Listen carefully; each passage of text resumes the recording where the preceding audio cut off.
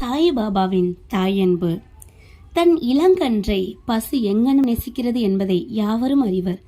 அதன் மடி எப்போதும் நிறைந்திருக்கிறது. கன்று பால் வேண்டி மடியை முட்டும்போது தடையின்றி பால் பெருக்கெடுக்கின்றது. அங்கனமே தாயாரும் தக்க தருணத்தில் தன் குளவியின் பசியை அறிந்து முளையமுதை தந்து ஊட்டுகிறாள்.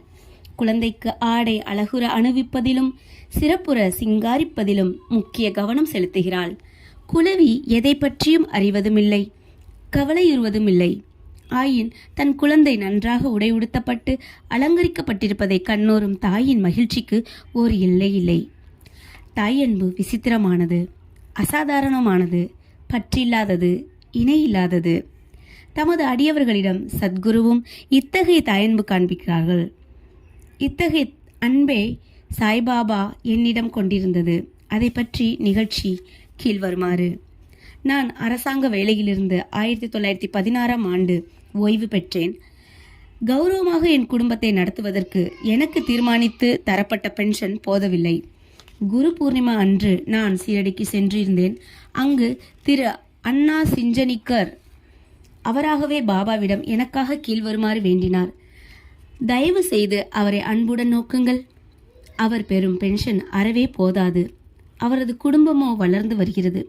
அவருக்கு வேறு வேலை ஏதும் கொடுங்கள். அவரது சிந்தா குழந்தனை தீர்த்து அவரை மகிழச் செய்யுங்கள். பாபா பதிலளித்தார். அவர் வேறு ஏதாவது வேலை பெறுவார். ஆயின் இப்போது அவர் எனக்கு பணி செய்து மகிழ்ச்சியாய் இருக்க வேண்டும்.